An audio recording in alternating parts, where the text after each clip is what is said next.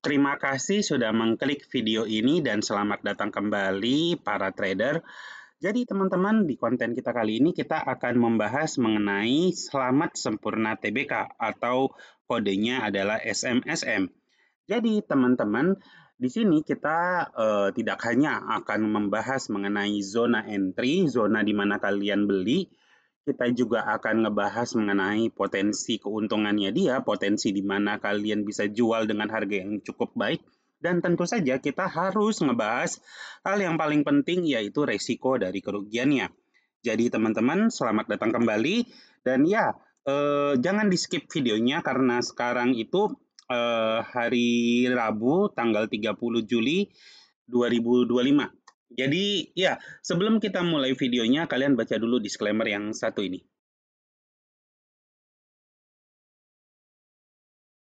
Paling gede itu tentu aja di Indonesia ya, sebesar 39%. Kemudian diikutin dengan Asia, itu 22,64%. Kemudian ada Amerika, 15%. Kemudian ada Eropa, dan kemudian ada Australia. Jadi, ya, praktis dia ngirim hampir ke semua negara ya. Karena di sini juga ada Afrika nih ternyata nih. Nyempil dia 1,86%. Jadi dia oke. Terus pertanyaan berikutnya muncul adalah, sebenarnya ini perusahaan apa sih? Nah, kalau kalian mau lihat ini perusahaan apa, ini kalian bisa lihat di websitenya. Langsung dari di sini kan ada SMSM. Nah, ini websitenya kalian bisa lihat produknya, misalnya main produk. Nah, di sini kalian bisa rubah jadi Indonesia. Dan di sini kalian tentu aja bisa langsung lihat nih, dia siapin shop atau toko. Nah, kalian bisa cek mereka jualan apa, ada di 3 platform buat jualan nih. Terus kalau dividennya gimana? Nah, ini dividennya teman-teman, ini sangat menarik teman-teman, bahkan untuk teman-teman yang sebagai dividen hunter ya. Jadi ini 4% ya teman-teman, ini paling kecil aja 3%, dan menurut aku kalau misalnya dividen itu sudah di atas 2,5% itu udah oke banget teman-teman. Tapi balik lagi setiap orang itu punya preferensi angkanya masing-masing ya. Terus kalau kita lihat pendapatannya juga, nah ini kalau kalian mau cek, ini kalau kalian lihat, ini udah tahunan ya, udah tahunan. Nah, jadi kalau kalian lihat price to earning ratio-nya atau PE-nya, ini terus-terusan turun teman-teman, yang mengindikasi harga sahamnya tuh makin murah. Tapi kalau kalian lihat net margin, ini dia terlihat meningkat ya. EBITDA-nya juga terus meningkat. Jadi perusahaan ini terus menguntungkan, jadi cukup baik untuk dikoleksi teman-teman.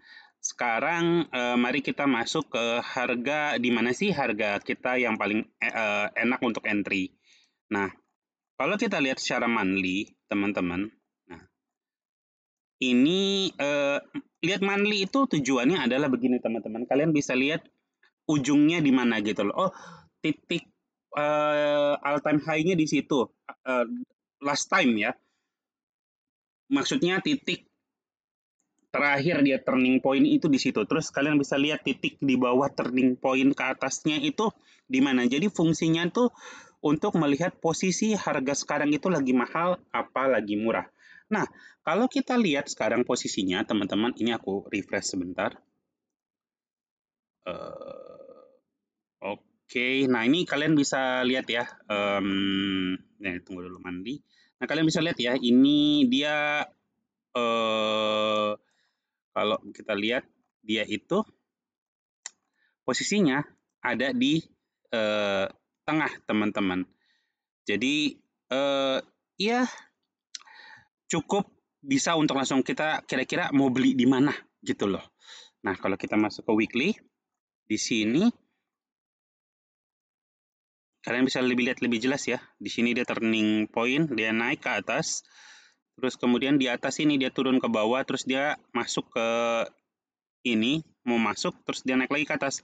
Artinya kan ini nih lagi mahal gitu loh. Kan kalian kalau pergi ke pasar aja pasti nawar kan. Jadi kita harus cari di mana sih harga yang enak untuk kita beli gitu loh. Lawang tentu aja kalian pasti mau cari barang bagus dengan harga yang murah. Nggak ada orang yang mau beli. Ya, nggak ngerti kan, maksudnya pengusaha yang baik ya harus kayak begitu gitu loh. Kalian trader itu ya harus kayak gitu, cari cuannya ya, cari harga yang baik. Ya kalau perlu ya nunggu, kita harus sabar. Memang itulah fungsinya kalian ngelihat monthly. Jadi kalian juga harus harus mengenal diri kalian juga. Jadi kalian harus tahu kapan kalian masuk tuh kapan. Jadi kalian tuh harus tahu mengenali diri kalian dulu gitu loh. Nah, di sini aku tuh bagi menjadi 3 zona, teman-teman. Jadi, aku harap teman-teman itu bisa mengenali diri kalian. Jadi, jangan sampai orang yang defensif terus memaksakan diri masuk ke orang-orang yang agresif. Kalian kalau misalnya orang defensif ya, harga masuk ke sini terus naik ke atas ya mungkin happy. Tapi pada saat harga masuk ke sini terus turun ke bawah sini, orang yang defensif itu pasti udah nggak bisa tidur malam ya. Pasti udah worry, udah tangannya udah mungkin udah mulai gimana-gimana, udah mulai nggak tenang. Jadi, teman-teman, saran aku adalah kalian harus mengenali diri kalian ya. Nah, kalian bisa lihat di sini ini lagi counting down. Ini saat ini aku masih ini satu kali tag ya teman-teman. Sekarang itu 9.46. Jadi aku nggak editing mungkin cuma sedikit. Jadi ini cara aku untuk secara cepat untuk analisa ya. Walaupun di balik layar masih banyak lagi yang mesti dianalis. Ya, jadi kalau kita lihat ya, kalian harus kenal diri kalian ya, balik lagi. Kalian itu orangnya agresif, defensif, atau moderat atau defensif. Nah, aku pribadi itu aku moderat, teman-teman. Jadi kalau misalnya kalian pengen aku ngebahas gimana sih cara mengenali diri kalian, kalian boleh komen di bawah. By the way, kita balik lagi. Jadi di sini teman-teman area target sell aku itu ada di atas yaitu di 1955 sampai di 2000. Ini aku percaya kalau dia masuk ke atas ini dia harusnya turun ke bawah sih. Walaupun memang ada peluang untuk naik karena dia punya dia punya ini kan lagi murah nih. Dia punya apa nih namanya? PE-nya kan dia lagi murah banget kan. Jadi ya kalau kalian mau lihat ini, menurut aku sih kalau dia masuk ke sini dia harusnya turun lagi, tapi dia bisa naik ke atas. Cuma aku pribadi nggak mau ambil di atas karena resikonya terlalu besar dan marginnya juga kecil gitu. Jadi ya target jualnya ada di sini di 1955 sampai 2000. Terus kita akan cut loss itu di 1540. Dan di sini karena ada 3 zona, jadi kalian harus perhatiin ya, kalian tuh tipikal yang seperti apa. Di zona 1 ini zona para pemberani, ada di 1800 sampai 1755.